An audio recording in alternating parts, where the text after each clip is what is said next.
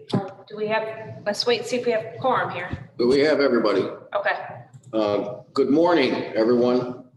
Welcome to our Zoom meeting of the Facilities and Information, Facilities and Infrastructure Committee for April 16th, 2020. And let's go and hear who's here. Let me first call for the members of the committee. Ann Corman, are you with us? Yes. And Dave McKenna? Yes. Glenn Morey? Yes. Dan Klein? Here. And who else do we have this morning? You want to go around? I see Barbara? Barb Ekstrom is here. Mike? Yeah, Mike's here with Rox and Josh. Morning. Okay. We got That's all- Airport Mike Hall. I see Jeff? Yeah, I'm here, Mike. Jeff How you Smith? doing? Who else we got? Lauren Cottrell? Greg? Greg, you want to go around? I see Barbara. Yep, we got Greg Potter. Shauna Black. Good morning. Nate Bates. Morning. Nate, we're glad to have you with us. Are you here to speak to us today? Nate is here with me. He's Okay. been responsible for taking over Paul's duties for the old landfills. Oh, And great. he wants to get more involved. You'll be seeing him more. So he's here to listen, as well as maybe if something comes up and I don't know the answer, he might know it. We're glad to have you here, Nate. Good morning. Did we miss anybody? Yes. Kathy Covert is here.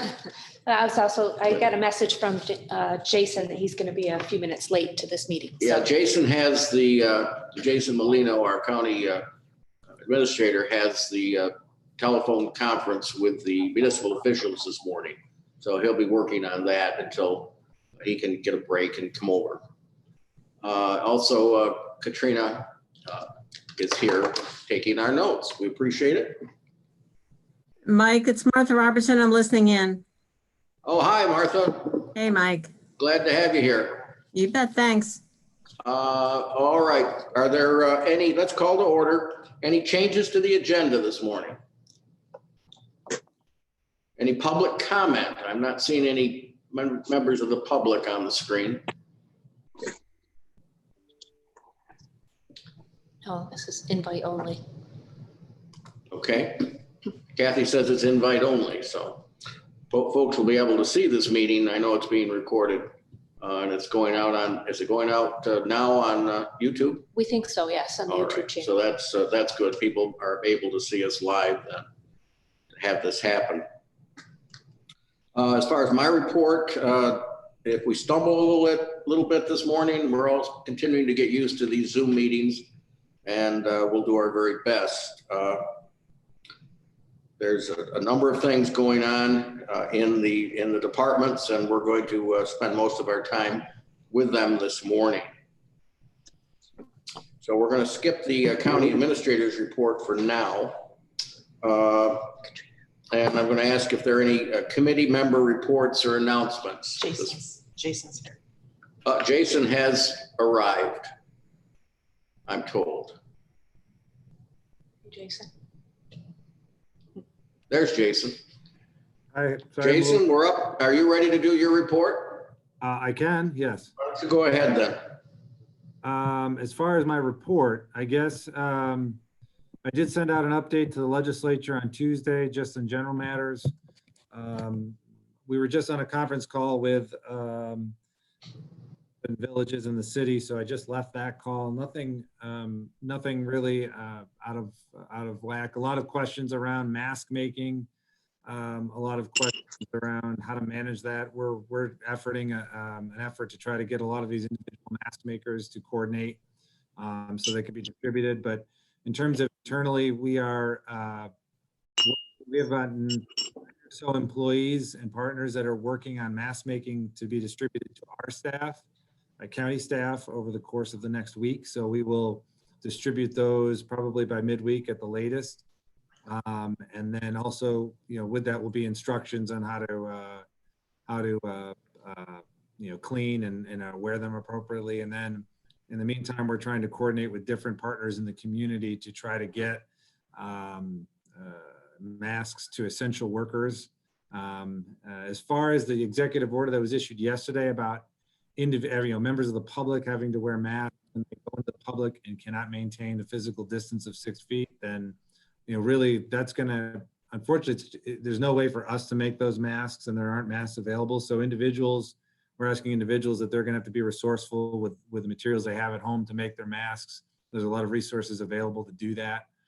And we're still trying to figure out how the efforts that are going on now can be distributed across the community. So that's probably the biggest question we've had so far with these two recent executive orders that have changed. But other than that, I don't know that I have anything new from my Tuesday update to the legislature, unless there's specific questions as follow-ups to those. The chair of the legislature had asked us to allow some time for discussion about this early on, and you brought us up to date. Are there questions about the covoid epidemic for Jason? Ann Corman. Thank you, Mike and Jason. Thank you for all the updates that you do. So I had a follow-up question, which was partially asked on the municipal meetings this morning regarding testing, auxiliary testing, I guess maybe you would call it, but or preventative testing. Sure. For people that work at nursing homes and public safety buildings, especially in lieu of, we've been hearing more and more around the country and now around the state. And so I'm just wondering if we can do something more than what is being done. Right. So I think that would probably be the first step. So testing is one of those things that have evolved almost weekly, right? When you think about how it started over a month and a half ago to where we are today. Every week there's developments and changes with testing. I should say sampling, and then also testing and results being returned from labs that process the tests. Predominantly the nursing home or congregate care facilities would be your primary or one of your primary focuses when you get to a point to where you can do mass testing with quick turnaround times. And I think that's really what we're trying to get in, and I would suspect in the matter of a week or two, we might have that capability where you can start to do preemptive or advanced testing in those areas to identify potential cases, to identify potential asymptomatic cases, and then also give assurances that the workforce is healthy and that the population is healthy. We're not at that point right now. And part of that is not necessarily our ability to test. I think we have, Cayuga Health Systems has proven they have the ability to test. The issue of the quick turnaround and the rapid testing and results is really where that rests right now. So it's something that I know we are in conversations with CMC, and to a certain extent, they don't necessarily have all that control over it, but we do have the structure in place that when those rapid test result ability comes back, we can deploy these resources rather quickly to try to be able to do some preemptive testing for that. The question about who is first, who is second, who is third, I don't know that we have any answers to that right now, but I would say that nursing home and congregate, skilled nursing facilities would be at the top of the priority list because of A, the living situations, and B, the vulnerable population. Anyone else? Jason, I wanted to ask, what's happening with the mobile test site up at the mall? Are we still getting the same numbers of people, fewer, more? So Monday, no, is it this Monday? It was last Monday. I don't remember. Wegman's case was not this weekend, it was last weekend. That Monday they did over 450 tests. And they had fluctuations, I think it ranged from 150 to 450 throughout the week. Yesterday, I think they had the lowest turnout, which might have been somewhere around 75, 80 tests. So it fluctuates depending on different circumstances. And I think it could fluctuate again if you had another public exposure potential. And that's probably what triggered the big uptick on Monday testing. So the facility continues to function. They have proven that they can do, they're well versed at doing 3,000 plus tests. And I think they're trying, right now CMC is looking at what's the next stage of this, which I think part of that is this kind of deployment of rapid testing capability, mobile testing capability for certain circumstances. So for now, the facility will continue to be open. Obviously, inclement weather has played a little bit of a part in the last week when they closed for 2 days due to the winds. But hopefully the snow is behind us now, moving forward. So they're going to continue. They're going to continue to keep the site open, and then go from there. I like the information that came out and told us about how where the testing was broken down by the region. Sure. And it showed that we are also an area that other counties are able to come into and get testing done. Yeah. And just yesterday, I had a call again from a colleague in another county that has a cluster breakout in several nursing homes, and we linked with Cayuga Health Systems to try to see if they can help them out because they don't have sample kits and no testing capability. So, I think Cayuga Health Systems definitely playing their part in terms of being able to be a resource regionally, just not in our community. Anyone else? Okay, thank you, Jason, for that update. Martha just put her hand up. Martha's hand, sorry. Yeah, hi, thanks very much. Hey, Jason.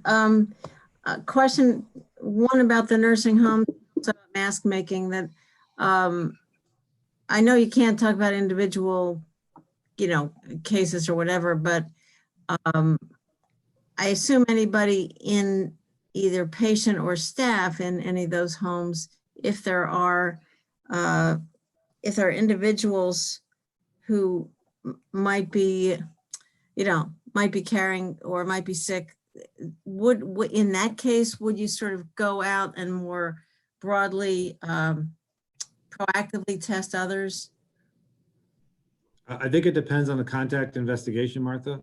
That's what's going to determine the potential exposure, which would then determine, in an instance like that, they're in a close congregate setting. They're interacting with a lot of people, which is why, aside from it being a vulnerable population, which makes risk high, and the potential for constant contact with other people increases the potential of spread. So I think the answer to your question is would you do broader testing in those circumstances? If the contact investigation dictates that it would, then yes, you would. If it's an instance of an employee that had worked there but was working remotely for a week or two prior to, the contact investigation may not warrant it. It really depends. It's circumstantial. In a lot of cases, though, nursing homes have become, or other types of skilled nursing facilities have been problematic because you have constant contact with multiple people, which increases the potential of spread, and in many instances has. I think to answer your question is in some circumstances, yes, you would, because of the risk of exposure. In other circumstances, you may not. Okay, and yeah, just makes me so nervous. And the mask making, I don't know how many masks are being made in Bartels Hall at Cornell and, sort of broader efforts.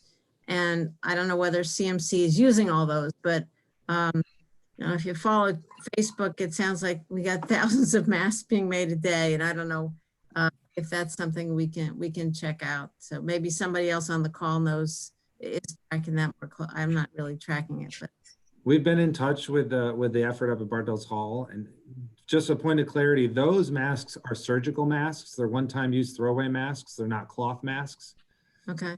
We have been in touch with them and the operation and trying to coordinate some of the mask makers is an effort, and we're trying to get them to collaborate so we can collect them, have them sanitized and redistributed accordingly. It's just taking a little bit of an effort to do that. Okay. All right, good. And Dan, I liked your daffodil, but did did they have snow on them today like ours did? Yes, but it's just a reminder that spring is not canceled. Okay. Thanks very much. Okay. Can we, I'm sorry, Shauna's got her hand up now. I have Yes, to right. watch both kinds of hands here. I just had a question in regards to the nursing homes and wanted to make sure that that we were touching base with them every few days or you know, in a timely manner. And then I wanted to also ask if there had been any reports of COVID in any of the nursing home or assisted livings in our area. I know Frank had a conversation with all skilled nursing facilities on Friday. Mhm. And that was a check-in. I was not on the call, but it was a good check-in to understand issues, obstacles, those types of things that they're having. As far as specific locations, I don't know if any of them have had cases or not. There has been nothing that we would have had to do a public announcement for in terms of mass exposure, but I can't confirm or you say yes or no in terms of specific cases in any of those facilities. Thank you. Not seeing any other hands. Okay, then let's move on to, are there any reports or announcements from committee members?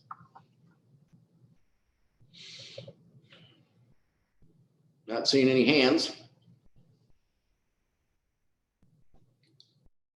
Let's go to the Department of Recycling and Materials Management. Barbara? Okay, so as you know, we do sampling and analysis at our two old landfills that are closed, the Caswell landfill in Dryden and the Hillview landfill in Danby. We have a Citizens Advisory Committee that we've been working with for many years. You got a letter from Brian Eden. We issued an RFP for the sampling, analytics, and reporting, and we got 5 proposals. We narrowed the field to 3. We had Zoom interviews with all of them and presentations. And Brian gave you more detail probably than I will, but to make a long story short, we narrowed the field from there to 2, and we got final proposals. And in the end, our basis was best qualifications of the people involved in the project, experience the company had with old landfills and advisory committees, and cost and ability in terms of communication and the overall willingness to do above and beyond work. At the end of the day, we selected B&L, who we have been working with, but they really had to work hard for this. I was able to reduce their cost, and they were right there in terms of competitiveness without losing quality. So we are at a point now where we've got to get moving with our residential sampling at the landfills. That's part of this, the actual homes. And we are very proud to recommend B&L to move forward with this work for 3 years as we help, you know, clean up the environment and keep doing the work we've been doing for 25 to 30 years. Why don't we get this resolution on the table? Award of contract, landfill, groundwater sampling and analysis. Someone want to move that? I'll move that. Dan's moved it, and Dave has seconded it. Thank you. Okay, let's go to discussion. Barbara, you mentioned that we did get this email letter from Brian Eden, who is the chair of the Hillview Road Landfill Citizens Committee. Did all the members see that? I thought it was very nice that he wrote this to us. He couldn't be here this morning because he said he had 2 other Zoom meetings going on at the same time. But he talked about the fact that, I'll read the ending paragraph. The Hillview Committee is fairly unique in the county. The majority of its members have been involved with the committee since its formation in 1991. For much of this period, the town supervisor of Danby and the legislature's representative for Danby have been members of the committee, as they are currently. We are all very committed to the project and providing the best possible advice to the legislature. We appreciate the long-term support of Barbara Ekstrom and the legislature provided the committee. And the meat of the message here was that they had reviewed with Barbara and her department and strongly recommended Barton LaJudas for this project. Of course, Barton LaJudas will not only be doing Hillview, but also Caswell sampling. And I will say that Brian, I scheduled those interviews so that Brian could attend the Zoom meetings. He was extremely helpful. He and I have talked several times. And I wanted to welcome Nate Bates to this meeting because Nate has assumed the responsibilities of assisting with this work. And Nate is coming up to speed. Paul has been doing training on this and landfill maintenance. And you'll be meeting Nate. We'll probably give you a report at some other point, but Nate is currently doing a lot of other projects. He's also assumed the household hazardous waste management. So welcome, Nate, and thank you for all the work you've done in analyzing these proposals. Yes, Nate, is there anything you'd like to add that the committee should know? No, I'd just like to thank you for letting me be part of this process and see how it goes. Great. Ready to vote on this, or is there other comments? Dan's got his hand up. And Ann Corman did. And so does Lauren. So, no, I'm not Lauren. So does Ann Corman. That rhymes with Lauren, doesn't it? Thank you. Hi, Barb. Hi, how are you? Good. So I had a question. So just on the part where you said you were able to reduce their costs, you just said, can you explain a little bit about what you mean about that? Yeah. Basically, you know, although there's other important factors here, and Barton and LaJudas won on every account, they were right in the middle of the pack toward more expensive for the proposal. So when we got to know the proposal very well, there were some things that we discussed with them afterwards, and their geologists and their environmental people, and they reduced a little bit of the work in terms of number of hours, because we thought some of the things were excessive as Brian and my staff and I looked at it. So there's a couple little things. I've got the information in front of me, but just lots of little things. Nate, is there anything specific you wanted to add to that? Not in particular. There were, some reporting things that we thought were a little more expensive than they could have been. And Barb was able to work with them to get those prices. Yeah, we also got rid of some of the overhead on the part of the very expensive, upper vice president and things of that sort. But they really came up with these ideas, and Brian, Nate, and I accepted them. And there was also some changes where rather than have their staff do all of the work, I'll be assisting them and taking some of that labor cost. Yep. Thanks, Nate. Okay, Ann. Dan? Yeah, I just wanted to take a moment to say, echo what Brian said in his letter. I am on the Hillview Road Committee. I'm relatively new to it. And even though I have a science background, it's hard for me to grasp what's going on there, what the things that they're looking at and what's important in that setting is. So a lot of thanks to Barb, who's been on, and Brian Eden and Brian Caldwell and Julie Kiefer, Joel Gagnon. These people have been on for decades and make it easy for me because they have a really good grasp. So hopefully I will continue to learn, and someday I'll be the person that's been on for decades. You ask good questions, though. Thank you. Well, having lost Dooley, you're the new boy on the block. What can I tell you? Julie's still on the committee. Anything else on this before we vote? All right, we'll call for a roll call. Ann Corman? Yes. Dave McKenna, Yes. Glenn Maury, Yes. Dan Klein, Yes. and I vote yes. That's unanimous. The other item I had put on the agenda is I've been kind of concerned about some of the newspaper articles about changes in the use of plastic, which is kind of going counter to what we have been trying to do with our board vote to try to encourage people to use reusable bags. And I wondered if Barbara Ekstrom would kind of look into it a little bit for us and see, just so that the things that are happening are not a surprise to us. Barbara, and I know you've been doing some investigation.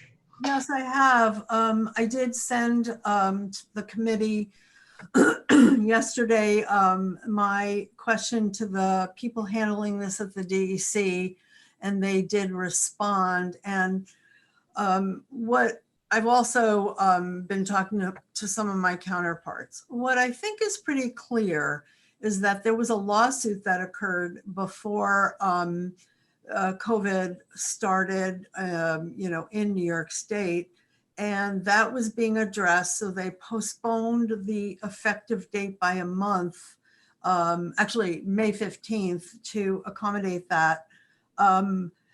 I don't believe that the legislation will be discontinued. I think what they're going to do is work with the governor and make sure that they reintroduce it in a timely fashion. I can tell you this much, even Green Star, which has been, pitching reusable bags for many years, is not allowing them in the store. One thing that I found yesterday, and I haven't had a chance yet to send it to the committee, are the State Department of Health guidelines for managing reusable bags to keep them clean and safe during the virus period, or just in general.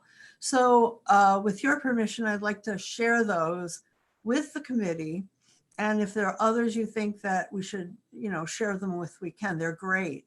And they're right from, DOH's office. That would be great, Barbara. Can you send it to the whole legislature or have Kathy forward it to us? I would. And also, I think we will wind up having my staff person, Jeremy Betterly, who's been helping with both COVID and our office, and share that through social media as well. Because I think that people just have to realize that we have to get into a different mode of operation, as everybody's talking about, for as long as we, need to, and that could be a long time. So people are feeling more protected.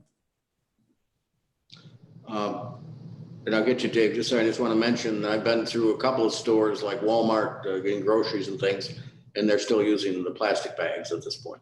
I think that we should expect that through the middle of May. Some chose not to go back, but I think that what I'll do also is I'll touch base with NISAC, the contact I have there, who's been really involved with the issue specifically. Might have Jonathan look more into what the legality, what the legal issue is, and we can give you an update next month. Thank you. Dave McKenna. Yeah, thanks, Mike. Hey, Barb, just a question for you. Understand AWS has been either bought out or joined somehow with Casella. Has that had any effect on the county services? Well, they've been bought out, and we really didn't get much trash at all, or any trash from AWS. It was going directly to Seneca Meadows. So we're not expecting Casella to bring the residential or business trash here either. So no, the recyclables will still be coming here because Casella brings all the recyclables that they collect to our facility. So we should be in good shape there. And I will make a comment that I just can't help saying, but as a result of the pandemic, there's an incredible shortage of material for making paper towels and toilet paper. And the price doubled last month for cardboard and other paper. And I still expect that to continue to increase regardless because it was already increasing, but doubling is certainly something that'll help our budget. Thank you. Yep. Other comments or questions? And Corman. Ann Corman's got her hand up. Thank you, Mike. So, Barb, thank you for sharing or going to share the information about sanitizing the reusable bags. The cardboard I wanted to ask you about, as far as putting cardboard out at the curb, and I saw you had some information regarding keeping that safer as far as putting your cardboard now in your recycling bin versus putting it next to it or underneath it. And I'm just wondering, I guess this might be a call or a question for Jason, is if we can push that information out, because, you know, when I'm picturing. We are. Okay, that is being So pushed out more. what Okay. we've done is we have a listserv. It's a press release. We're also sharing it extensively by Jeremy through social media, very extensively. And I know Dominic has that information. He's going to also share it through his sources as well. If there are particular groups or particular people that we need to add to the listserv, we're also sharing it with the Sustainable Tompkins listserv, Human Services Coalition, and others. Okay, thank you. I can't remember now where I saw it, but if somebody could also send that out to the all the legislators, if it hasn't been already, the press release, we can also help push that out Okay. on our listserv. So thank you very much, because that seems important. Anyone else? Okay, Barbara, anything else for us today? I think for right now, we at our office have a lot of essential services. Just like everybody else, we do have struggles. We've got some people out on leave. We've got people who have taken ill, not with the virus, but we're juggling. And Jason and I are going to catch up on that soon. But all is well. And I have some real incredible people here that are extremely dedicated to serving the public. And we are all set with masks. I ordered some cloth masks through another contact. So everybody here is all set.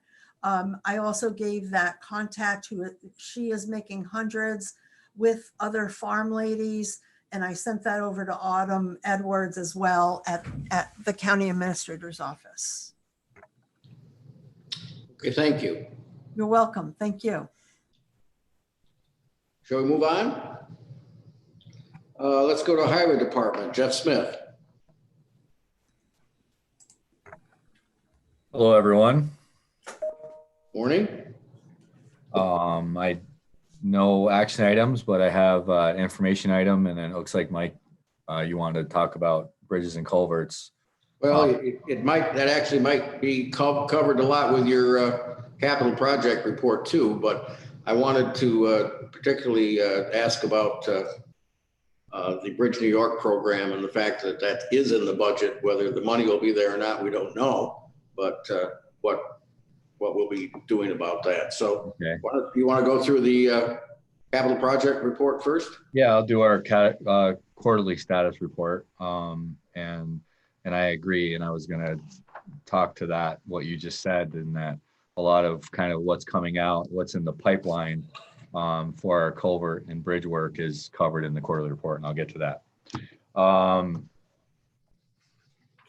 The quarterly report starts out, again, just to remind everyone, it's still a relatively new committee. I think everybody's been on the committee past years, but as the quarterly report comes out, any changes from the previous quarter are in red. So as I go through, that's what I look for. And then I'll share whatever else is about, is regarding the project that I might know maybe just in the last few days since this report was submitted. The first project at Elaine, you can see that our consultant has submitted a draft design report to DOT for review and comment. something different based on the situation that we're in. DOT through our consultants statewide, and then through our consultants, we are developing plans. It's a requirement. This is a federal aid project. It's a requirement to have public information meetings. That's obviously not able to happen in the normal way that you would think. So there's plans in place to, do outreach, electronic message boards, create websites, get the information out there, and field questions over a period of time from the public. This is the case with this project, and also a couple more that we're doing right now that are federal aid that we have to get through that public information phase. It's a very important part of the project, and we want to reach everyone that we can. I think the plans, the state DOT is doing this statewide, and they are trying to be develop the same ideas throughout the state, so it's recognized and it's out there and it works. And I think that the state is taking a really close look at this, and my sense is that it's going to work out really well. In the recent months, there's been use of electronic message boards to get input from projects that are coming out. I think the Route 13 corridor study was one of them, and that fielded a lot of really good input from the public that were seeing those signs. As well, there will be a website advertised where people can get on the website. There'll be a comment card, that sort of thing. That's the direction. That'll be the upcoming, probably next thing. We're working with Etna Lane on this project, is that public information online and public input period of time, as well as the comments period for the draft design report. The next project. Let me just, because we got the board here, let me just ask any questions on that project before we go to the next one. Guess not. Go ahead, Jeff. Yeah, I do. Sorry, Mike. Martha's got something. Yeah, I couldn't get to my raised hand. All right, go ahead, Martha. What'll be the timing on that outreach? There's a town board meeting tonight. I can mention it. Please mention it, but the actual plans are being formulated right now. So I wouldn't even be able to give you dates, but when there are dates, it will be. I can share it with the committee and the full legislature. I just don't know right now. I'd be guessing. Okay, I'll just mention that Yeah. there will be an effort and we don't have it set up yet. Okay. Okay, and it's I guess the difference is that we won't be scheduling a public information meeting like we normally have.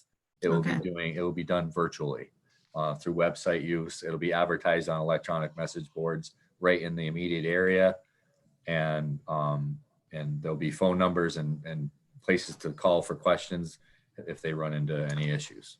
Okay, thanks very much. And while I have the mic, at some point, if you would update folks on your call with highway officials, I think that was really well received from what we heard on the 8:30 call this morning. So just at some point, thanks. Yep. The next project, Central Chapel Road. Again, these two projects were Bridge New York projects awarded to the county, and they're on very parallel timelines. This has also been a draft design report has been submitted for DOT, and we're also working with them to create the virtual public information online. This one, there is actually a link created, and there's a questionnaire link that's been created. I'm not seeing the dates, but there might be dates on there, and I'll have to check into that some more. I know that these are two different consultants that are doing these projects, so they're kind of running similarly, but going through these different, getting each individual piece done at a little bit different time. But any questions on Central Chapel Road? One thing I noticed, and I think I mentioned it one other time, but these reports are great, but if at the top they could say what town they are in. I think it would be helpful to all of us know where these projects are. Okay. Maybe a parentheses at the top or something. Yeah. It used to, yeah, we did reformat these a little bit, and that might have got dropped off, but this is in the town of Caroline, Central Chapel. It's out on this piece of, it's the same, somewhere you got Brooktondale Road, and then you have Central Chapel Road, and then that turns into Old 76 Road. So it's in the middle portion. It would be a little bit southeast of Boiseville, if you know where that is, Boiseville. Yes. 79. Dan Klein. Dan Klein knows where that is. I wasn't raising my hand. I was applauding for Caroline. Oh, yeah, was that an applause? Yeah. No, I haven't got all the signals down yet, so, okay. I do have a Thanks question. for town of Caroline.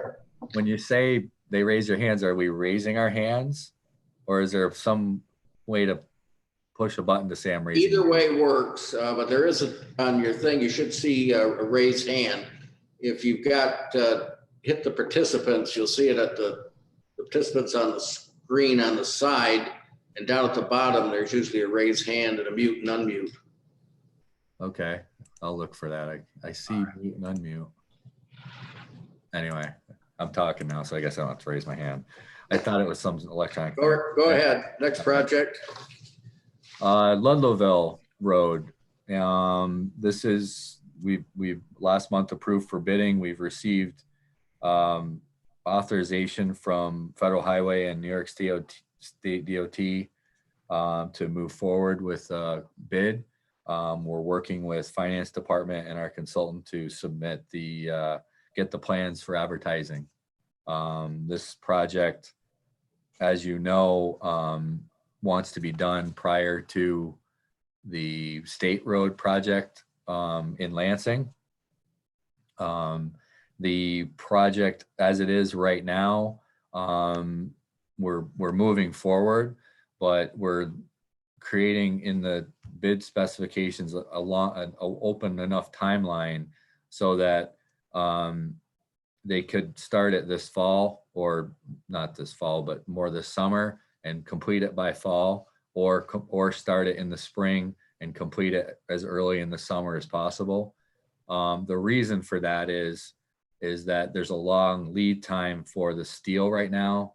That's present right now. Maybe there'll be some shifts in that, so we don't know. Maybe there's a contractor that can get a quicker delivery of the steel that we're not aware of. There's options, there's things that could really kind of twist it, so we want to leave it open.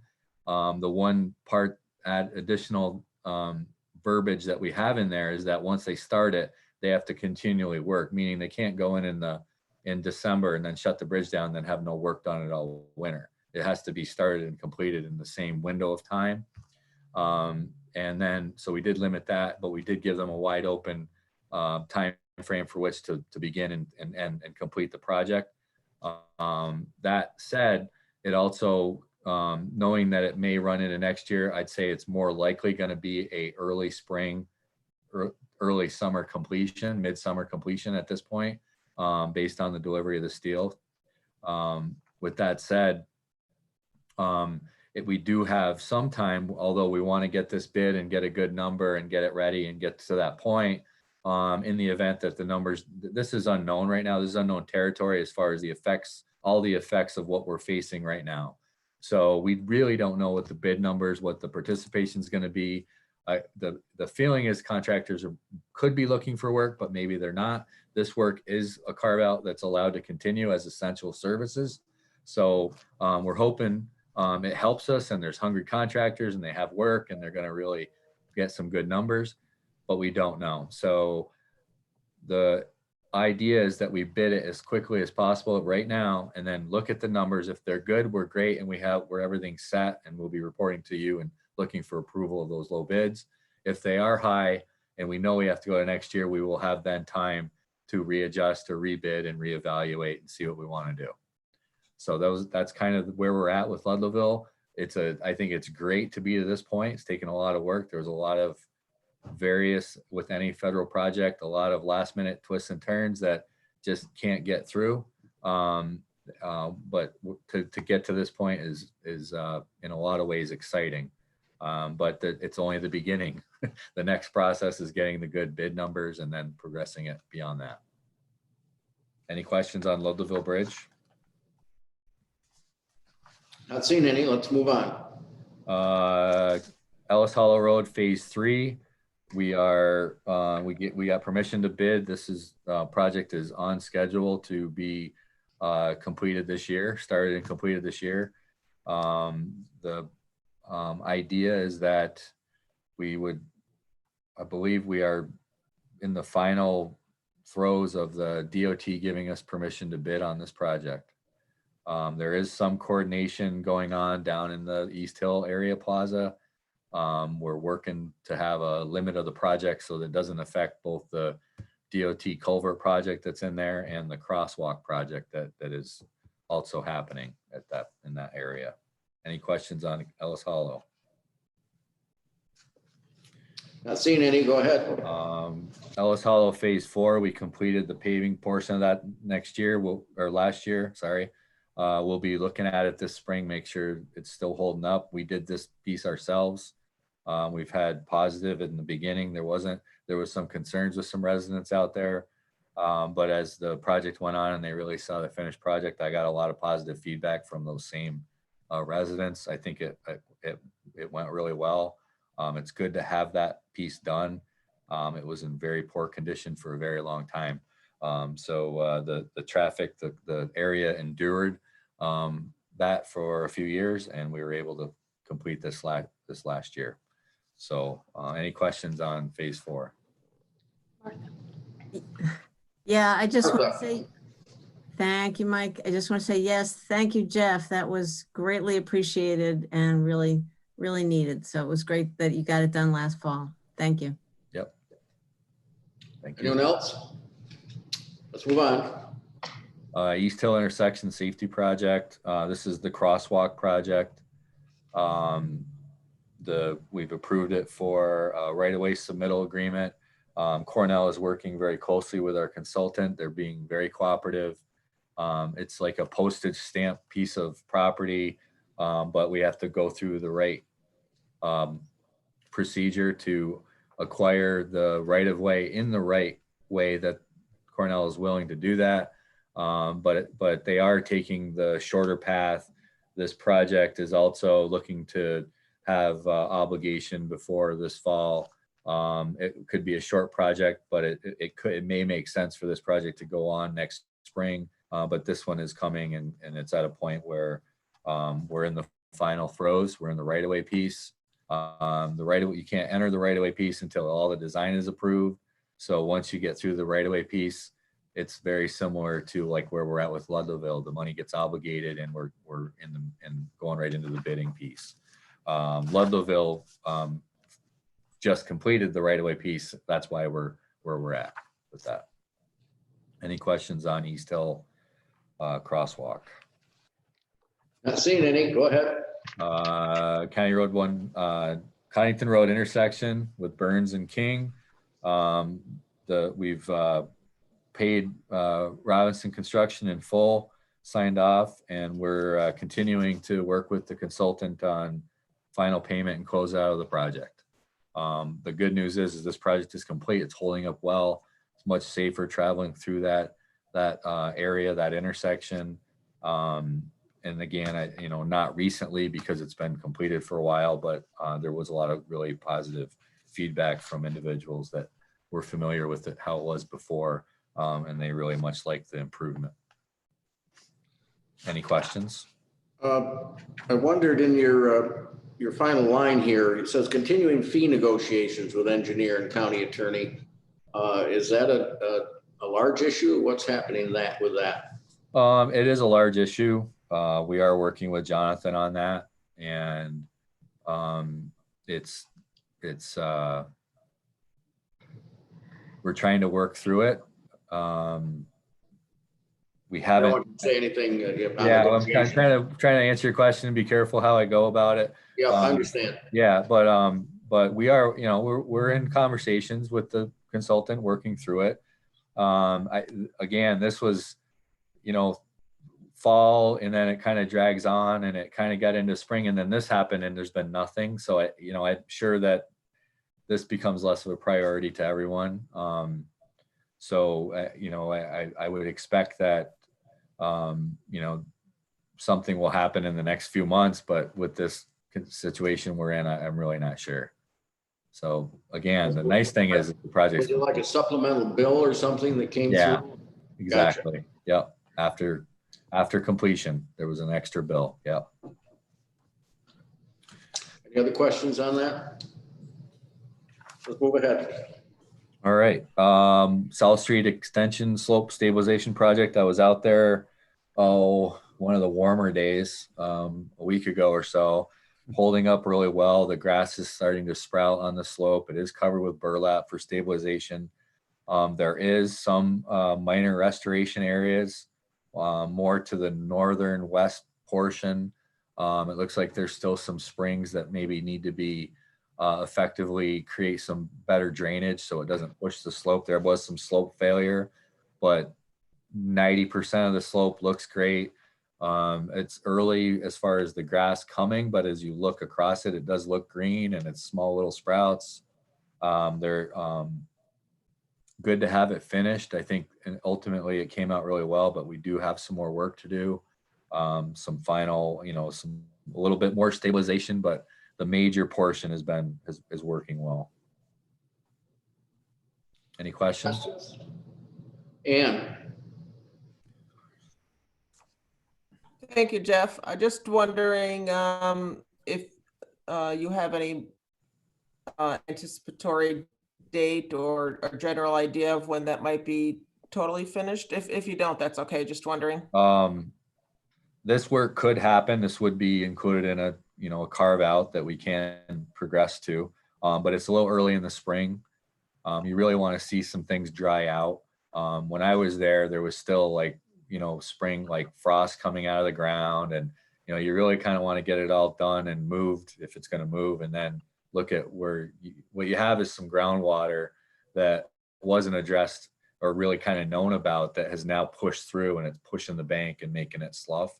So we need to kind of dig that out, put in some drainage pipe to release that pressure, get it going down the slope, and then restabilize that area. And that's something that we would probably do not earlier than, say, middle of June. I don't think it would take very long. We did start looking at it after my visit. I contacted the consultant, and so they're on the same page, and we're looking at it. We got to get in touch with the contractor. I would say sometime this summer. I certainly wouldn't want to let it go any longer than that. So June, July, to kind of give you an idea. Thank you. Anyone else? Go ahead, Jeff. Station Road, we are working with DEC to establish a permit for our work out there. We are working with Silverline to replace the culverts. We have ordered and have them, they're constructed and ready to be put in place, precast 3-sided units from Jefferson Concrete. They were low bid. The DEC portion is involving fisheries and things like that, so it's pretty involving. There isn't a lot of money on this project, so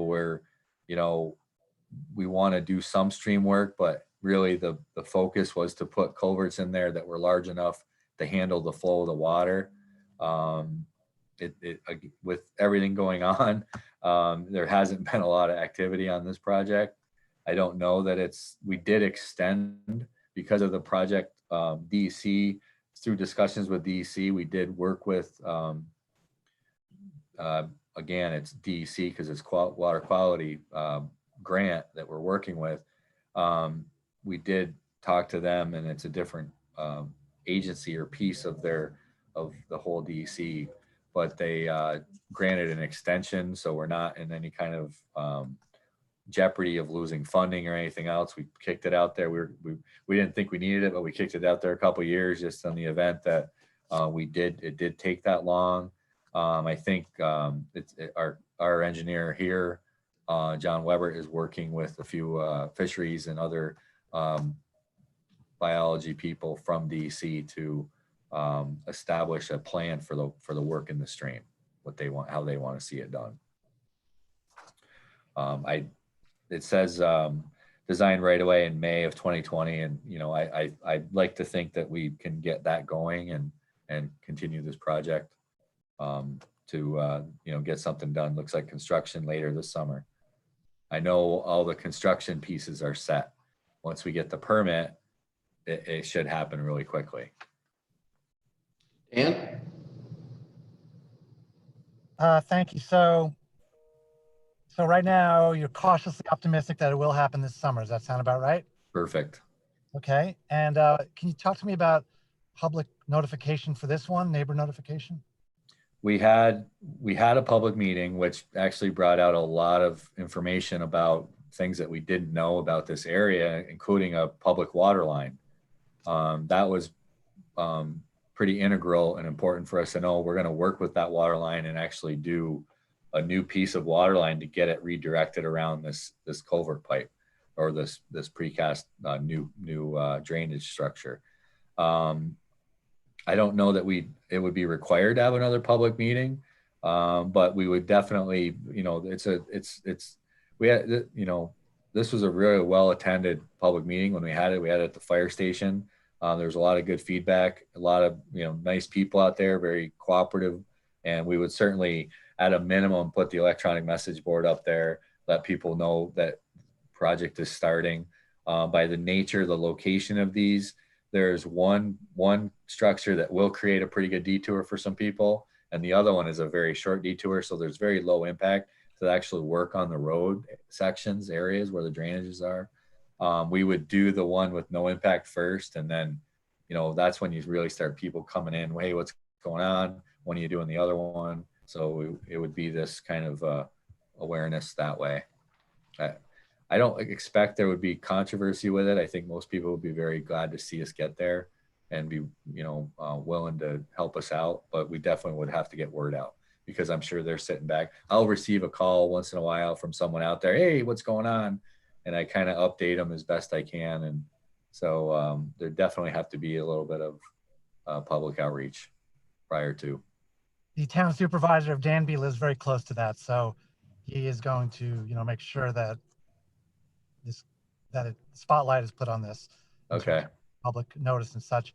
Can you talk about the detour a little bit? What would you anticipate about how long might that detour be in place? Is it Bald Hill that goes out the back road and then around, and then they could come back down to 96 at a lower place, or they could go up over the hill and head over to 96 and then come into Ithaca that way.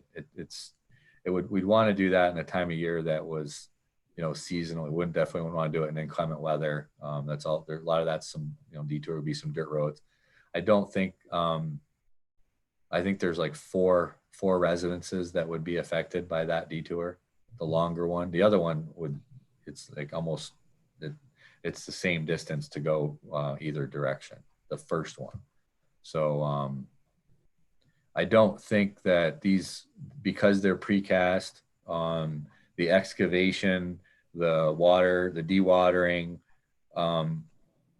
if that took a week, that would be a long time, probably a couple of days. And then it's a matter of setting the stone grade, and then setting these are precast units.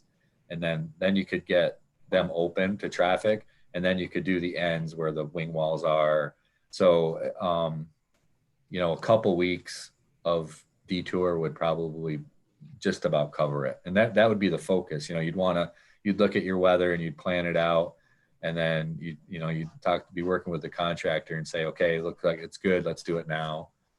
So the least amount of time the detour has to have, the better for everybody. Great, thank you. Anything else on this one? Let's move on, Jeff. All right, got a few more. Morel Road, it's we're looking at it. We have our Brayley Bridge, our truss erector set bridge in place alongside of it. We're looking at options on, raising the posting, allowing a higher travel rate there. This is one we're working on in-house, and when we have availability, something like this comes along. The way it is right now, it's working for everybody, so it's not a high priority. But we'll keep you posted. Any questions? And Corman. Thank you, Mike. Jeff, I was just wondering about the condition of the trusses that are there right now. I know it looks like they're metal ones above the ground there, above and below. What you have here is a truss, a small pony truss bridge that has been painted. It looks to be in a very, very good shape, but when you actually scrape the paint off and they do a test, they see section loss in the steel. That section loss has been the same because it was painted 20 years ago. It hasn't reduced any. So what happens is the requirements and the professional liability has increased. So this bridge 20 years ago was fine, and now because of the way that they inspect things, it's now coming under scrutiny. There's literally no problem with this bridge. The trusses look as good as a newly painted truss bridge, but it would be posted, but not posted at 7 tons. What we've seen with that section loss, even though it's contained by the paint, it's not getting any worse. It's too low to really allow heavy traffic over it. The early thoughts were to try and replace the bridge piecemeal, do a rehab on it, get it up. And then the further we looked into it, the depth of looking into it, and then some of the other costs we're looking at. They also make other truss style bridges with abutments that we could do ourselves, and we can just order the superstructure and pave over the bridge and put railing. And so we're looking at the other options as far as putting a new bridge in there. You asked me about the condition of the truss. It's old, but it looks really nice. But when you chip the paint off, the section loss is too low to. There's too much section loss. There's too much deterioration that happened on the bridge before they painted it 20 years ago. The paint has stopped the section loss and contained it, but it still exists. So you actually have to go in there and replace those members. And if the section loss is such that it's over the whole bridge, then you can have to replace the whole bridge, which makes sense to only just, come in with a whole nother superstructure and set it into place. And that's kind of the options we're weighing. We're looking at what makes most sense in the long range and expenditure of funds. Thank you. Yep. Anything else on this one? Jeff, you got one more. Yep, that's our parking lot up here. We were able to get binder poured or put down last year. Huge improvement for our parking lot. The drainage is in place. That was all done pre that. So what we're looking to do this summer is do a top course when the weather permits. We'll get a price when we get a bid from a couple contractors, see what the cost is to come in and put a top course on the project, and then it'll be complete. I just wondered that's not going to come into that restriction on construction from the state. I know because it's really not a highway. Yeah, it's true. It's probably not essential to be done this year, so we'll have to keep an eye on that. Jason, you heard anything on that? I didn't hear you. Yeah. I was asking Jason if he'd heard anything on that. Yeah, I know. Jeff and I have just put some information together. Jeff and I have to get together and kind of talk about this year's projects aside from the ones he's gone over here, and try to identify essential versus priority and so on and so forth. So hopefully in the next week or two, we'll be able to have some better guidance and direction as to where we want to go with things. So I agree. It depends. So this is one of those projects that's up in the air. So we have to talk some more about it and kind of look at the list of projects for the year. Yep. Well, for us, it's essential. And I don't know whether it is for the state. That's the only question. Sure, sure. It would be done by a vendor. Yeah. That's. Okay. Go ahead, Jeff. Okay, this is getting to the discussion, Mike, that you were wanted to have about what's kind of in the pipeline regarding our culverts and bridges. The Bridge New York Culvert Award through Bridge New York, we were awarded funding for six culverts. The state is progressing those projects for us. I was just told, although I haven't looked at it, that the engineering estimates are coming in on these 6 projects and all of them are more than the funding that's allocated. We have to look at that closer. It's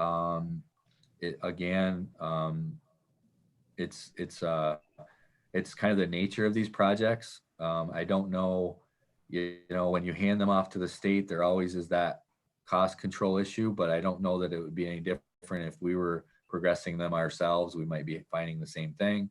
And I really don't always get too excited until I look at the fine numbers and determine really how they're looking at this stuff. At this point, it's an engineering estimate. And I always say this, I mean, everything is an estimate until you get the bid.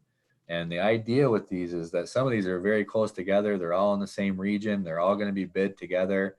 And I really think you're going to get some economy of numbers from some of the contractors in this area. Some of these are not hard or difficult areas of project or replacement of this culvert, this large culvert. So I really hope to think that even though they're looking at them as individuals and they're doing engineering estimates, which is the normal way they would do them, that when they actually get bid, we're going to see some economy of scale. And that's when we'll make a decision on and how we proceed. But that's where we're at with those. They are, we're planned to be in 2021 construction. I don't know the effect at this point. It's too early if those will get delayed beyond them. But those are the 6 culverts that are in design with the state at this time. I wondered, have we got projects for the next round if they announce? Yeah, I just got an email this morning from our lobbyist, our state association in Albany. His name is Bruce Geiger, and he is saying that let me just get the email.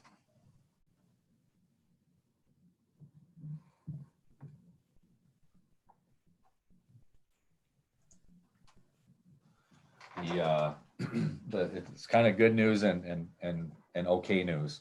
I'll just read it. The governor signed the capital projects bill, chapter 54, and issued a few line item vetoes, which none of which affected any of the funding for the new appropriations. So therefore he expects CHIPS, Pave New York, and Extreme Winter Recovery runs, which is each municipality, when they do a run, it's everyone across the state, and it tells you what you're going to be getting in CHIPS funding.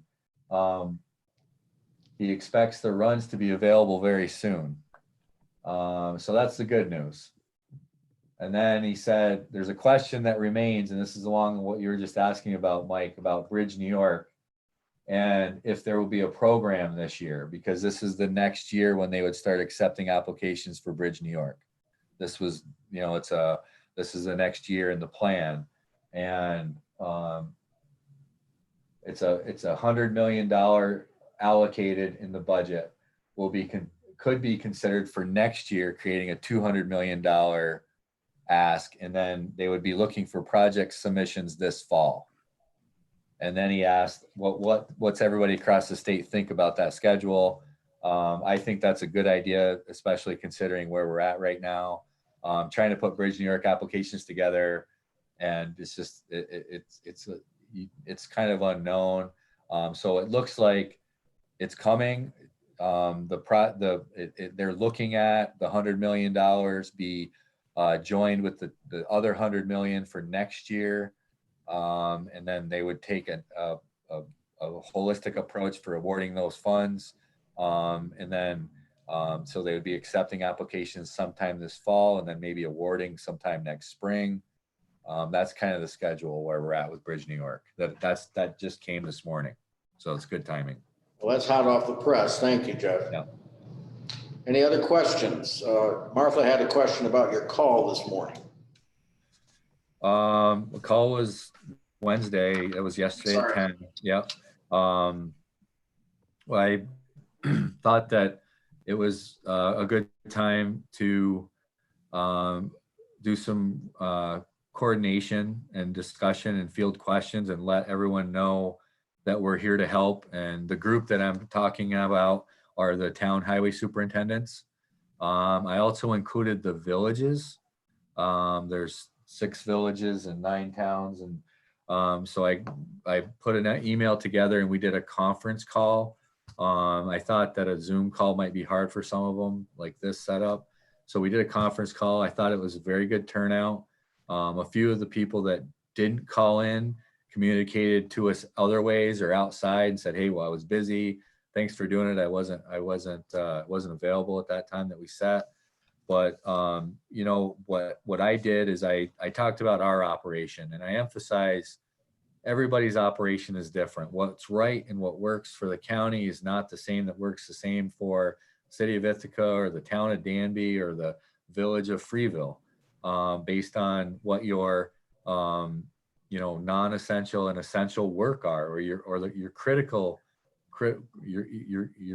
activities. You know, things we have in common are plowing snow, but if you have water, sewer utilities, and lighting and things like that, everybody has a different mix. Everybody has a different workforce in which to have those resources and put them in places that can do those critical services. So I went over like kind of the situation that we're in, gave them an update, kind of where we came from at the early onset. And then I called them, we kind of punted like 10 or 15 days at a time. And every time, you know, we're getting closer into summer. As Jason said, that we're working on plans and our outlook for the summer. But, you know, regardless of that, we have to pick up dead deer. We have to fix signs. We didn't go out and plow snow last night, but it was really close, and we might have to tonight. So they're calling for some more coming in tonight and into tomorrow. So obviously we have to do that if it does snow, take care of the roads. You know, I think that things along the lines of mowing the roadsides and cutting the brush are very critical for sight lines and sight distance, trimming the growth around signs for safety of the traveling public, filling potholes. You know, so basically that's what I did. I talked about how we're looking at it, how we were looking at it 2 weeks ago, where we're at right now. And kind of as we roll into summer, I'll have to get back to them because we're not really sure how that's going to go. Some of the funding is in question, and we just got that this morning. So you always know more in a couple of days than you do right now, the way this whole last month has gone. But I thought that then I went kind of like our department head meetings where we go through all the departments. I went through all the towns and the villages, and you know, they kind of gave their own update, kind of what they're doing. There was a lot of good ideas exchanged. I thought a lot of some concerns, and we kind of break off and talk about that concern and kind of how that I didn't cover, that kind of how we're handling things. For the most part, we're all on the same page. I think like I said, there was some concerns about PPE. We talked about that we're going to limit any of our employees are going to keep the distancing, but they're also only going to be riding one person per pickup, or figuring it out, that or a piece of equipment or a mower or a sweeper or a tractor broom. They're going to sanitize before and after each shift in the morning and the afternoon. You know, the biggest thing, the top of the list is keeping everybody safe. And, you know, I think the last thing we want to have happen is having somebody come in here and be sick or have the virus and then spread it to others. And we don't want to see that happen. So we want to mitigate and control any possibility of that happening. We talk along the lines of very close conversations, and you know, if you don't feel well, tell us, don't come into work, you know, stay on that same page. And our employees have been great along those lines, all the way from the stomach bug to a little headache, they're letting us know that's not communication we've normally had with employees. I'm kind of getting off subject, kind of talking about what we've done, but those are the kind of conversations that we had yesterday. And we left it that, maybe this makes sense to do once a month. It wasn't a big lift at all. It's a very, very easy thing. If people call in at a certain time and just see how everybody's doing, a check-in. I got mixed feelings on that, but my personal feeling is it wouldn't be hard to do. And if they can't call in, that's okay, but at least it's an opportunity. I did, and I have always offered, my assistance, our help. If you have an issue, anything comes up or a question or a concern, get to me. I might not know the answer, but I might be able to direct them to someone that would, through our county, other departments or whatnot. I guess that's kind of it. The only other thing I'd want to emphasize is I think the conference call of having everybody come together and have this conversation, what I think, and this is important to kind of based on maybe the onus that made us have this, which we don't need to get into, but the push to have this sort of meeting is that we are in conversations, we are talking to the towns. They always do know that they can come to us. It's always good to have that refresher and have that meeting, but under the surface and not necessarily, I don't report this to Jason, they don't report this to anybody else, maybe at the town or the village, but we all do work very closely together. And if it's not the town or the village working with the county, it's the other towns talking. There's a really close network in the highway community is what I want to say. It's fine to have this and then report it out. And it looks like we might be doing that every month, but I thought it was important that everybody realize that. Thanks, Jeff. Martha, did that answer your question? Martha? My question is actually on the next page in the packet. So, on the bridges. Okay, you go ahead with that, and then I've got Ann after you. Now go ahead, Ann. Thank you. So just wanted to let you know, last night Enfield Town Board had a special meeting because they had some business they didn't have finished up from last week's regular town board meeting. And they voted to put all employees for the highway department that aren't scheduled. So they're changing around how they're dealing with the employees, that they're scheduling them, or they're asking their supervisor to schedule them, not be on call, and that when they're not scheduled to work, that they're on partial layoff and that they can apply for unemployment for those hours not worked. So just want to let you know about that. Okay. Back to you, Martha. Thank you, Mike. Thanks for that report, Jeff. I'm looking at the next page in the packet page 17 about the bridges, the Bridge New York bridges. I wanted to let you know that tonight at the Dryden Town Board meeting, they're going to be entertaining a resolution about asking about modifying I think it's the needs and purposes statement to consider a one-lane bridge. So I haven't seen the resolution yet, but that's my understanding is that they're going to be considering that tonight. So I just thought I would let the committee know. And that is. I've heard that as well. Pretty distressing. But anything else, Martha? Well, the idea is a new bridge and deck and all new structure. The idea would be to then put the trusses back on the sides of the bridge, cantilever a walkway off one side so the pedestrians are separated from the roadway, from the deck. That there would be, so this is, my understanding is to ask Bartnell and Judas to do a design development of that proposal. Well, I think, Martha, that's what happened with the Forest Home Bridge 30 years ago. I voted for that. And I wish I could go back and change my vote for that. That's one of the worst votes I ever gave. That was the Bruce Britton, the Britton Brothers solution. And we've been suffering with it ever since. Well, as a matter of fact, this Freeze Road has something like less than half the traffic of the Forest Home bridges. So I don't think it's quite the same.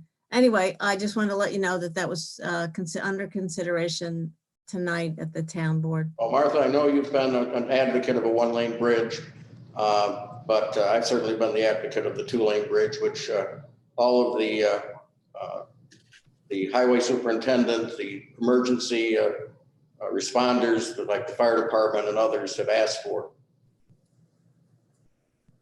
I know. The idea here is the new one lane would be wider and would be able to accommodate any emergency vehicles and also be an unlimited, posting, no weight limit. So that's the proposal as I understand it, but I haven't seen a resolution yet. Okay. Thank you for that, Martha. Yep, thank you. Anything else for Jeff? We want to get on to airport. Ken, Jeff, anything else? No, we got it. Thank you. Thanks, everybody. Be safe. Okay, Mike Hall. Okay, thanks, Mike. I'd like to give you a quick windshield tour of the year to date and then a snapshot of where we are We today. can just hear you, Mike. What's that? Your voice is faint. All right. Let me move a little closer. Does that help? Yes. Okay, good. So I give you a windshield tour of the year and then a quick snapshot, and things are changing, on a daily basis. So take this with a grain of salt. We started the year finishing 2/3 of the state project. That would be the terminal and customs. You'll be asked to award the bid for the fuel farm in May, and that will wrap up the upstate airport revitalization package that we got with the governor. Happy start to the year. We're up 10% year over year for January and February. But in January, we were already concerned about what was going to happen with the pandemic. So we started our mitigation procedures in January with the assistance of Cayuga Medical, and traffic held up strongly through March when everybody left town. And then, of course, we fell off a cliff. In March, about a month ago, Senator Schumer told us that we'd be receiving $1.8 million of emergency aid for the airport. And that was keyed around the CARES package, if you will, the replacement of revenue that otherwise would have been generated by a robust air carrier system. Tuesday, Secretary Chow had a video meeting to explain what that 1.8 million meant. And just before we convened at 9 o'clock, I heard from our New York district office, and we're going to apply that 1.8 to the county portion of the projects that were kicked off by the governor's support. More detail to follow on that, but the money should be here, we're told, by the end of April. Other construction projects that we're looking forward to this summer, I'll let Josh brief you in a minute. But meantime, where are we today relative to air service? Since late March, the schedule's been sporadic, which is to say that it's been cut back, but not in a regular way. Every day a different flight cancels, and basically our load factors are down by over 90%, which tracks the national trend. Saturday night, the president of United called me and said that they were proposing to withdraw service from Ithaca on a temporary basis, starting up again in July. We told her that was a position we would support, because it makes no sense at all to be flying empty airplanes in and out of the community.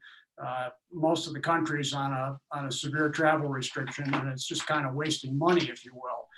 Now, I don't know where this is going. I don't know if that was posturing by the airline, because yesterday a big bailout program was announced for the airlines. So, stay tuned.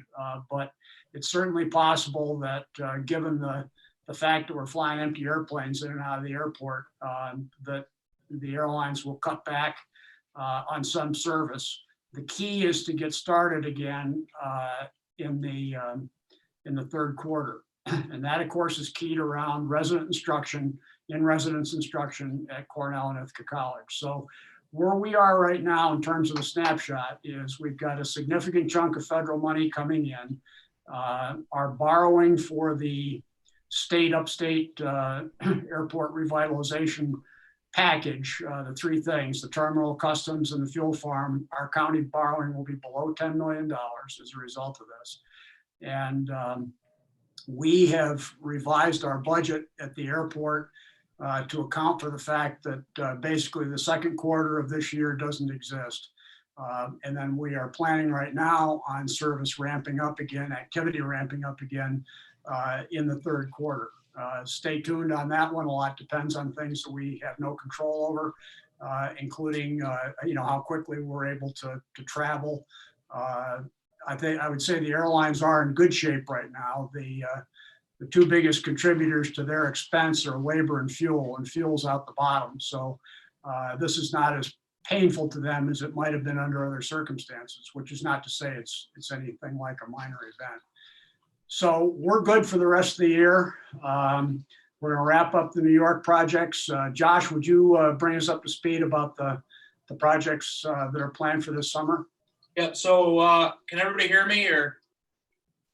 Okay. So we have a 2019 ACIP project. We'll be starting probably late May, early June. As soon as we can start having pre-construction meetings. We'll be doing taxiway repaving of Alpha down to Charlie. That's phase 1. And then there is a potential, if the ACIP 2020 program gets funded quicker, we possibly could be moving on to phase 2 of construct of taxiway Alpha.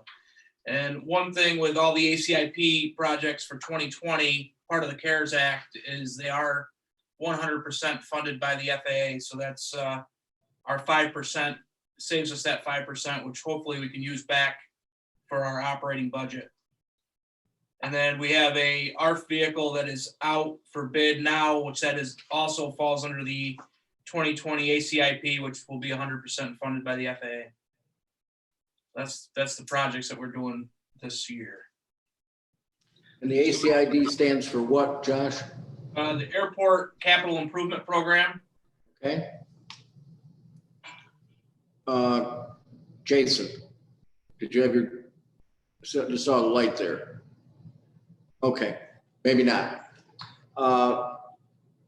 Okay, then I think what I'm hearing, Mike and Josh and Roxanne, is that everything is in a day-to-day flux as far as our airport projects and airport funding and airport usage is concerned. And appreciate the update, but I can't imagine that any of us knows exactly what's going to happen in the next few weeks until we get back on the normalcy again, whenever that will happen. What I'm kind of interested in understanding, and Jason, maybe this is a question for you too, is that we've got some resolutions coming forward to the May meeting of the legislature with regard to airport bonding. We've got this CARES money and coming in. Are we going to continue with that at that point? Are we going to step back and relook at those? And then, of course, today's resolution, we have the award bid for the fuel farm. Right. So as of right now, I emailed Mike earlier this morning asking the same question about how this 1.8 can be applied. I think it depends on what project it can be applied. Will depend at the end of the day what the total amount of bond is. So the resolutions that are made do several things. Number one, they increase the authority to borrow more. And they also increase the ability to bond. That was done pre-crisis, or it was in the works pre-crisis. So several things have changed. One, the bid has come in under what was originally estimated, which is good. Two, there is now $1.8 million to be used and to be put towards either the terminal project and or the fuel farm project. And depending on what it can be applied to will depend on several things, what the total amount of bond is, and that is not as important as what the total amount of PFC reimbursement are at the end of the day. So I think when we get more information as to what this 1.8 can be used towards, it will determine what your actual impact is going to be. So for example, you could have a $12 million bond and pay less of it if PFCs can cover a greater portion of it versus a $10 million bond, which you might actually pay more out of depending if PFCs can cover less. So it depends on what this portion can be used for. If it can be used for towards the fuel farm, that's going to be a great help. And then we're still looking at how do we maximize PFCs to cover the existing terminal project. And so it depends on what it can be applied to and for what purpose will determine whether or not we need to continue to authorize the increased borrowing or not. And at the end of the day, if we don't have that definitive answer, you can still move forward with the authorization at the May meeting, which I would recommend at that time, if that's the case, because we wouldn't go to move to borrow to market until June. And if clarity happens between the authorization in May and June, we just wouldn't borrow that amount of money. All that does in May is allows us to borrow an increased amount based on the prior estimates of the project. So the other thing to consider also is cash flow. So cash flow under normal circumstances wouldn't be a problem. Depending on what type of reimbursement rates are coming for this project, that's a conversation to be had with Rick. The temporary borrowing through a ban may be necessary just to float the project until reimbursements are received. So again, there's a difference between a borrow and a bond, and then there's a difference between the amount that the county local share may be based on the amount of PFC reimbursement for that ultimate debt service that you take on. So to answer your question in a short way, I don't know that we have an answer quite yet until we understand how the stimulus money can be applied and then go from there. Questions? So we still want to go ahead with awarding the bid? Yes. Yes. Everybody on page with that? Someone want to move that resolution? Dan Klein, seconded by Glenn. Discussion on this award of bid. This was one we were going to add at the legislature last time, and we decided we had time, we could put it through the committee. Martha has her hand up. Martha? Thanks, Mike. This is before you got to the resolution. So I'm a little confused about the 1.8. Was it for operations or capital, or we don't know? The 1.8 as of 8:55 this morning can be applied to the county share of any aspect of airport operations. Okay. And so that would mean operations or capital. Salaries, operations, it's going to capital. You can think of it as applying to the amount that the county is proposing to borrow as the county share of the upstate airport project. Okay. And because PFCs we expect to really crash, right? Because traffic has crashed, or bad word on an airport. Traffic has declined. Yeah, crashed is a bad word, but yeah, that's stay tuned. Stay tuned in terms of what the rate of PFC might be and how quickly traffic recovers. Those are all unknowns in the third and fourth quarter and beyond. Now, in addition, the state's got $120 million of airport money on the street right now. And we are expecting another round of federal support for airports. So, you know, the snapshot as of today is we will be borrowing less than $10 million. And we're going to continue to work on NYSEG and the federal and state opportunities for additional funding to lower that number further. That's our commitment, is to go out and find the money. Will we be successful? Only time will tell. But obviously, we want to end this pandemic-induced period. We want to end it with as little borrowed money relative to the airport as we can manage. Okay, and previously you had talked about the feds might be considering an increase in the rate in the, amount per ticket in PFCs. Is that under consideration? Oh, that's under consideration along with a whole lot of other things. And that's why, we go from snapshot to snapshot. They're talking about a fourth round of airport funding at the federal level. Not really sure what they think the first three were, but the next round, right now, the discussion is about PFCs. The discussion is about additional AIP money, which is how we got the $10 million for the upstate airport project. That was a supplemental AIP from 2019. They might very well do that again. It's a good way to stimulate the economy because you spend money, but you also have something to show for it when the spending's over. So this is very much an open book right now. But the bottom line is we can finish the three projects, the terminal, customs, and the fuel farm without exceeding $10 million in borrowing. Now, I'm not prepared, nor will I ever be, to talk about the cash flow and what have you, but that much we can take to the bank right now. Okay, thanks very much, Mike and Mike. Okay. Before we get back to the vote, and following up on Martha, it does seem to me that if we can keep the amount of borrowing as low as possible, I think it sends a better message to the public when we get to that point. Mike, I have one question. Go ahead, Jason. I think the one thing, and Mike Hall, maybe you can clarify, you said the 1.8 can be used for revenue offsets also in operations in addition to things like capital costs? That's correct.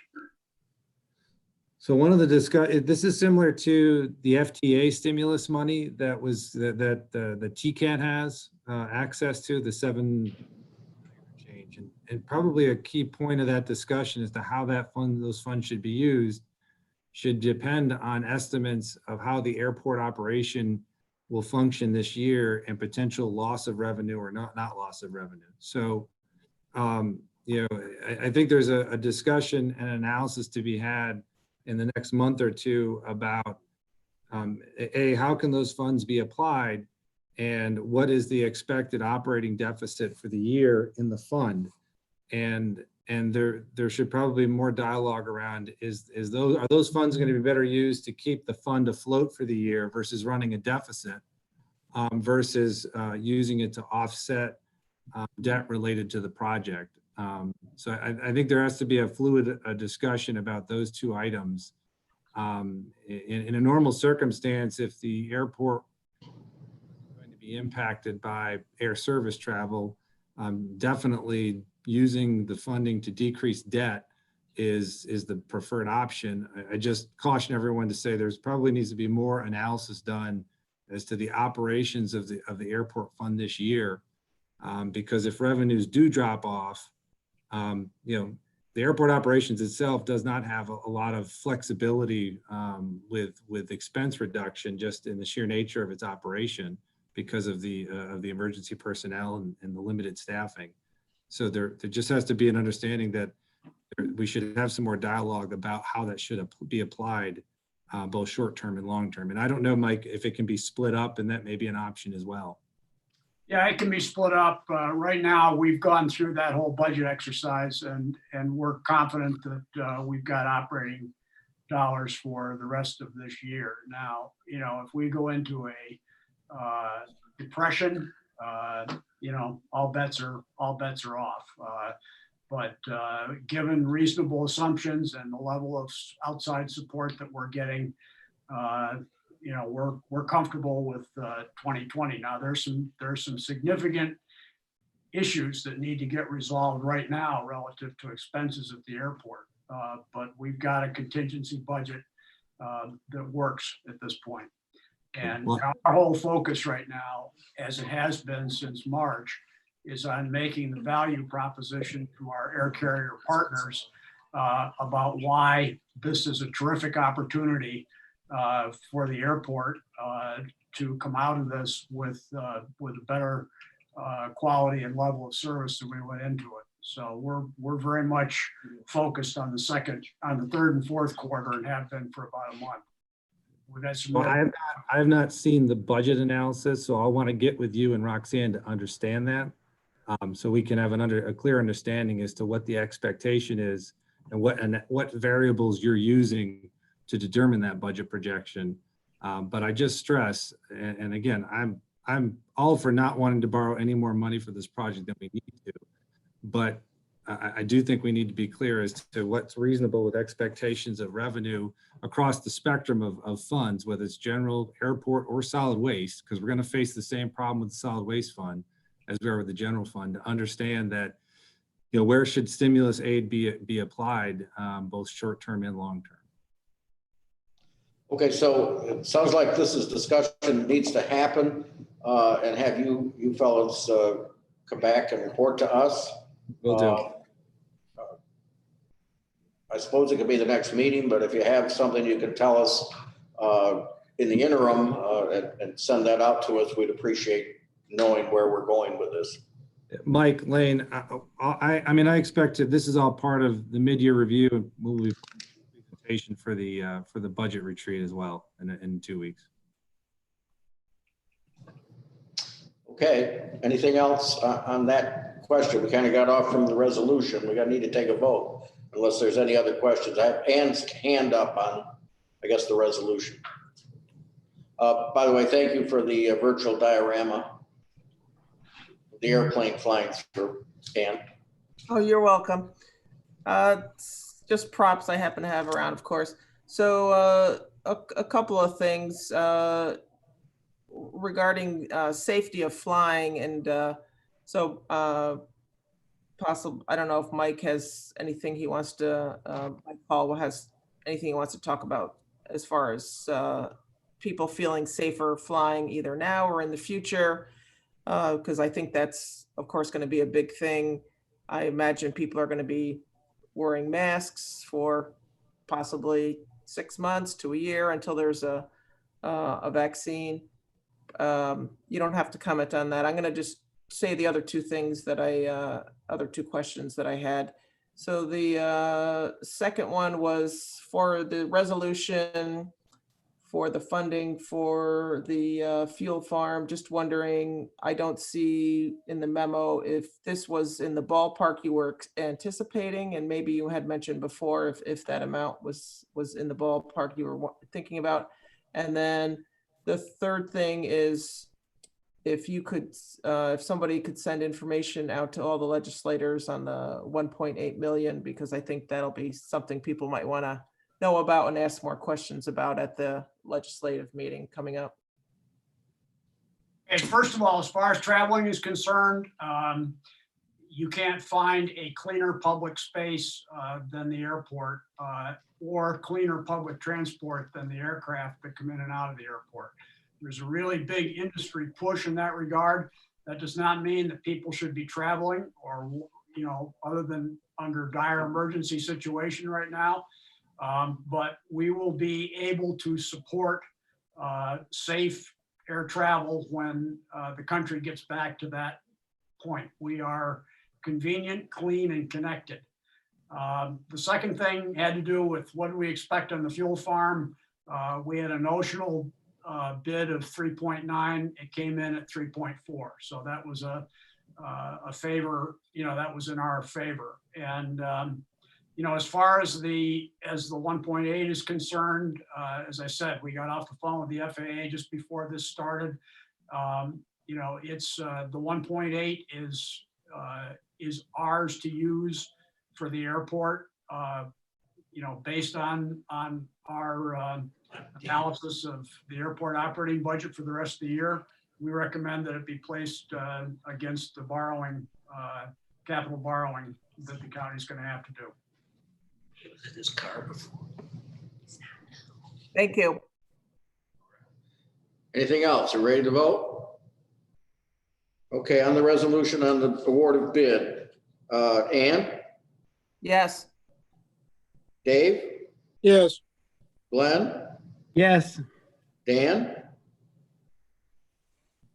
Yes. Dan? He said yes. Yes. Oh, I didn't hear you. I'm sorry. And I vote yes. That's unanimous. Okay, anything else, Mike Hall? Yeah, we missed our opportunity. There's nobody in this county that's worked smarter or harder in the last year than Josh Nally. And Chief not only got a perfect airfield operations inspection, he also was the primary supervisor on one of the craziest and fast-moving capital projects that anybody's ever seen. And today's his birthday, so maybe I'll get him to go back and look at the recording. Happy birthday, Josh. It was an absolutely tremendous year, and we are incredibly fortunate to have him, in our county. Yes, Mike, happy birthday to Josh. And I remember how he worked hard to keep the airport open when all the other ones were closing down in that big storm. Correct. Please say happy birthday to Josh for us. We'll do that. Thank you. As far as transportation is concerned, did everyone get the email that had the results of the Route 13 survey? Okay, then I need to forward that to you. We did get it from Barton LaJudas, from Highland actually, who works with Barton LaJudas. Interesting results. I'll leave you to review them yourself, but a lot of comments. We got, I think, like well over 1,000, maybe 1,500 responses on that survey, which is totally amazing, and due a lot to the use of those message boards that went up. We appreciate the Highway Department helping with those. We got some minutes to approve. March 19th, I guess we got two sets. Are they both March 19th? Someone want to move them? Glenn? Seconded by Dave. Discuss, is this both of them together? Yes. All right. Any comments, Ann?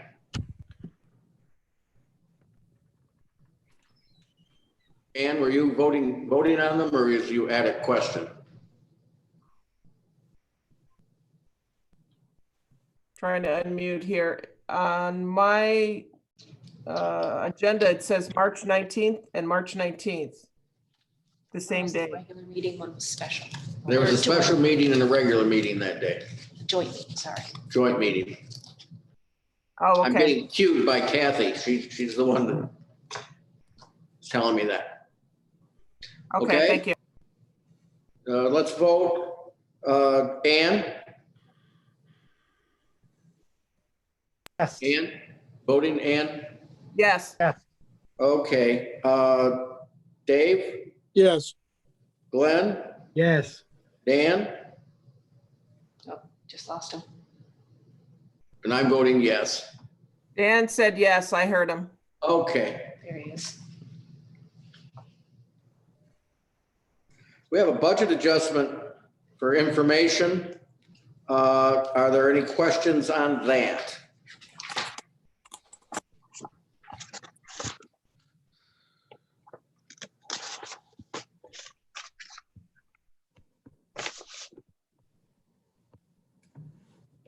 Face shields. I think it means shields, not seals, right? Acquisition of face seals.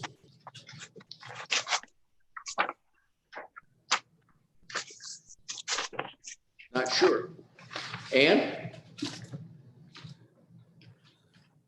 Where is the budget adjustment?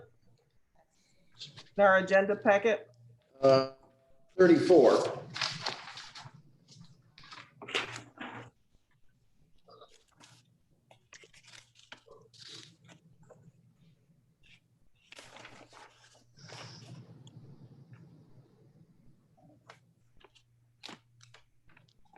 Last page.